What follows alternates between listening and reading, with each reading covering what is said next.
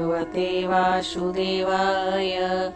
श्री हरि की जय। विष्णु भगवान की जय। मंगलम भगवान विष्णु मंगलम गरुड़ध्वज मंगलम पुंडरीकाक्ष मंगलाय तनोहरि। राधे राधे दोस्तों, आज मैं आपके लिए लेकर आई हूँ इंदिरा एकादशी का व्रत कथा, उसकी पूजा विधि और महत्व। अगर आपको इस कथा का पूरा फल प्राप्त करना है और इस कथा की पूरी जानकारी चाहिए तो इस वीडियो के अंत तक बने रहें और पूरी कथा सुनें। दोस्तों, इंदिरा एकादशी का महत्व। इंदिरा एकादशी व्रत का महत्व स्वयं भगवान विष्णु श्री कृष्ण ने धर्मराज युधिष्ठिर को बताया था। पुराणों के अनुसार इस व्रत को करने से यमलोक से मुक्ति मिलती है। इस व्रत के पालन से पितरों का उद्धार होता है और व्यक्ति के सभी पापों से मुक्त हो जाता है। अश्विन मास के कृष्ण पक्ष की एकादशी को इंदिरा एकादशी कहा जाता है।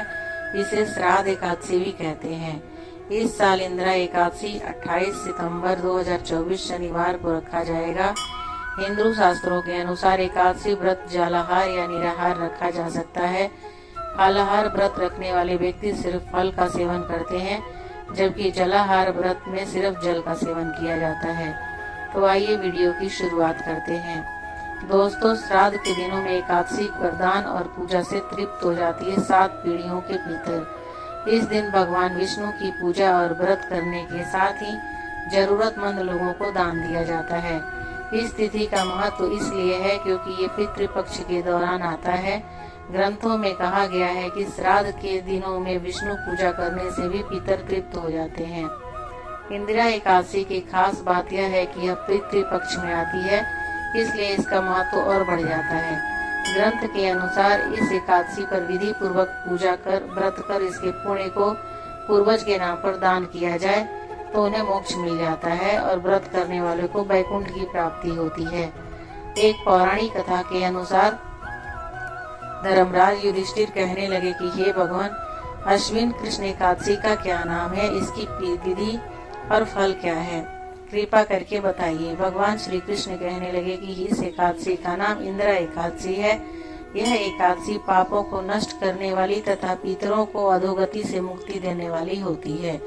हे राजन, ध्यान पूर्वक इंदिरा एकादशी की कथा को सुनिए। इसके सुनने मात्र से ही वाजपेयी यज्ञ का फल मिलता है। प्राचीन काल में सतयुग के समय में महिष्मती नाम की एक नगरी में इंद्रसेन नाम के एक प्रतापी राजा थे, जो कि बहुत धर्म पूर्वक अपनी प्रजा का पालन करते हुए शासन करते थे। वह राजा पुत्र पौत्र और धन दान आदि से संपन्न और विष्णु जी के परम भक्त थे। एक दिन जब राजा सुख पूर्वक अपनी सभा में बैठे थे तो आकाश मार्ग से महर्षि नारद उतर कर उनकी सभा में आए। राजा उन्हें देखते ही हाथ जोड़कर खड़ा हो गए और विधि पूर्वक आसन व अर्घ दिया। सुख से बैठकर मुनि ने राजा से पूछा कि हे राजन, आपके सातों अंग कुशल पूर्वक तो हैं, तुम्हारी बुद्धि धर्म में और तुम्हारा मन विष्णु भक्ति में तो रहता है।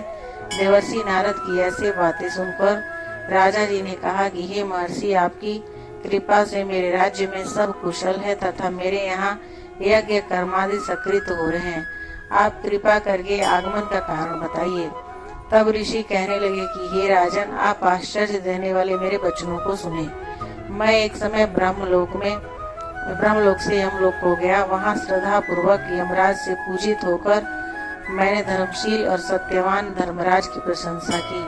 उसी यमराज की सभा में महान ज्ञानी और धर्मात्मा तुम्हारे पिता को एकादशी का व्रत भंग होने के कारण देखा। उन्होंने संदेशा दिया, सो मैं तुम्हें वो संदेश सुनाता हूँ। उन्होंने कहा कि पूर्व जन्म में कोई विघ्न हो जाने के कारण मैं यमराज के निकट रह रहा हूँ।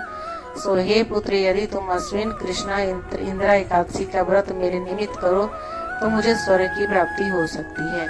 इतना सुनकर राजा कहने लगे कि हे महर्षि, आप इस व्रत की विधि मुझसे कहिए। नारद जी कहने लगे कि अश्विन माह की कृष्ण पक्ष की 10वीं के दिन प्रातः काल श्रद्धा पूर्वक स्नान आदि से निवृत्त होकर पुनः दोपहर को नदी आदि में जाकर स्नान करें। फिर श्रद्धा पूर्वक पितरों का श्राद्ध करें और एक बार भोजन ग्रहण करें। प्रातः काल होने पर एकादशी के दिन दातुन आदि करके स्नान करें। फिर व्रत के नियमों को भक्ति पूर्वक ग्रहण करता हुआ प्रतिज्ञा करे कि मैं आज संपूर्ण भोगों को त्याग कर निराहार एकादशी का व्रत करूंगा। हे राजन, हे पुंडरीकाक्ष, मैं आपकी शरण में हूँ, आप मेरी रक्षा कीजिए। इस प्रकार नियम पूर्वक शालिग्राम की मूर्ति के आगे विधि पूर्वक श्राद्ध करके योग्य ब्राह्मणों को फलाहार का भोजन कराएं और दक्षिणा दे। पितरों के श्राद्ध से जो बच जाए उनको सूंघ कर गौ को दे दें तथा धूप, दीप, गंध, पुष्प, नैवेद्य आदि सब सामग्री से ऋषिकेश भगवान का पूजन करें। रात में भगवान के निकट जागरण करें। इसके पश्चात द्वादशी के दिन प्रातः काल होने पर भगवान का पूजन करके ब्राह्मणों को भोजन कराएं। भाई बंधुओं, स्त्री और पुत्र समेत आप भी मौन होकर भोजन करें। नारद जी कहने लगे कि हे राजन, इस विधि से यदि तुम आलस्य रहित होकर इस एकादशी का व्रत करोगे तो तुम्हारे पिता अवश्य ही स्वर्ग लोक को जाएंगे। इतना कहकर नारद जी अंतर ध्यान हो गए। नारद जी के कथा अनुसार राजा द्वारा अपने बांधवों तथा दासों सहित व्रत करने से आकाश से पुष्प वर्षा हुई और उस राजा का पिता गरुड़ पर चढ़कर विष्णु लोक हो गए। राजा इंद्रसेन भी एकादशी के व्रत के प्रभाव से निष्कंठ राज्य करके अंत में अपने पुत्र को सिंहासन पर बैठाकर स्वर्ग लोक हो गए। हे युधिष्ठिर, यह इंदिरा एकादशी के व्रत का महात्म्य मैंने आपसे कहा। इसके पढ़ने और सुनने से मनुष्य सभी पापों से छूट जाते हैं और सब प्रकार के भोगों को भोग कर वैकुंठ को प्राप्त होते हैं। इस एकादशी के व्रत और पूजा की विधि अन्य एकादशियों की तरह ही है, लेकिन सिर्फ अंतर यह है कि इस एकादशी पर शालिग्राम की पूजा होती है। इस दिन स्नान आदि से पवित्र होकर सुबह भगवान विष्णु के सामने व्रत और पूजा का संकल्प लेना चाहिए। अगर पितरों को इस व्रत का पुण्य देना चाहते हैं तो संकल्प में भी बोलें। इसके बाद भगवान शालिग्राम की पूजा करें। भगवान शालिग्राम को पंचामृत से स्नान करवाएं। पूजा में अबीर, गुलाल, अक्षत, यज्ञोपवीत फूल होने चाहिए। इसके साथ ही तुलसी पत्र जरूर चढ़ाएं। इसके बाद तुलसी पत्र के साथ भोग लगाएं। एकादशी की कथा पढ़कर आरती करें। इसके बाद पंचामृत वितरण करें। ब्राह्मणों को भोजन कराकर दक्षिणा दें। इस दिन पूजा तथा प्रसाद में तुलसी की पत्तियों का प्रयोग अनिवार्य रूप से किया जाता है। अंत में मंत्रहीनम क्रियाहीनम भक्तिहीनम जनार्दन यत् पूजितम मया देव परिपूर्ण तदस्तु मे। ओम श्री विष्णुवे नमः। क्षमा याचनाम समर्पयामि। इंदिरा एकादशी को लेकर ऐसा माना जाता है, जो भी इस एकादशी का व्रत करता है उससे भगवान विष्णु प्रसन्न होते हैं और साथ ही उसे पूर्वजों का भरपूर आशीर्वाद भी मिलता है। शास्त्रों में इंदिरा एकादशी को लेकर ऐसा बताया गया है कि यदि आप इंदिरा एकादशी का व्रत करके उसका पुण्य पितरों को दान करते हैं तो आपके वे पूर्वज जिन्हें किन्हीं कारणों से मुक्ति नहीं मिल पाई है, उनकी आत्मा को शांति मिलती है। इसके साथ ही यह भी बताया गया है कि व्रत करने वाले को भी नरक में नहीं जाना पड़ता। इंदिरा एकादशी पर सूर्यास्त के समय तुलसी के समक्ष घी का दीपक जलाकर ओम नमः भगवते ओम वासुदेवाय नमः का जाप करते हुए तुलसी जी की 11 बार परिक्रमा करें। मान्यता है कि इससे सौभाग्य में वृद्धि होती है, घर में सुख शांति का माहौल बना रहता है। इंदिरा एकादशी के दिन भगवान विष्णु को पीले रंग की वस्तु जैसे पीले फूल, पीला फल, पीला अनाज पूजा में अर्पित करना चाहिए। ऐसा करने से घर की आर्थिक स्थिति ठीक हो जाती है। इंदिरा एकादशी के दिन पीपल के पेड़ में सरसों के तेल का दीपक लगाने से पितरों की आत्मा को शांति मिलती है। इंदिरा एकादशी के दिन घर में विष्णु सहस्त्र नाम का पाठ कर सकते हैं और भोजन करने से नकारात्मकता दूर होती है, हर कार्य में सिद्धि प्राप्त होती है। दोस्तों, पद्य पुराण के अनुसार इस एकादशी का व्रत करने वाले व्यक्ति के 7 पीढ़ियों तक के पितृ तर जाते हैं। इस एकादशी का व्रत करने वाला भी स्वयं मोक्ष प्राप्त होता है। इंदिरा एकादशी का व्रत करने और भगवान विष्णु की विधिवत पूजा करने से वैकुंठ धाम की प्राप्ति होती है। पुराणों में बताया गया है कि जितना पुण्य कन्यादान, हजारों वर्षों की तपस्या और उससे अधिक पुण्य एकमात्र इंदिरा एकादशी व्रत करने से मिल जाता है।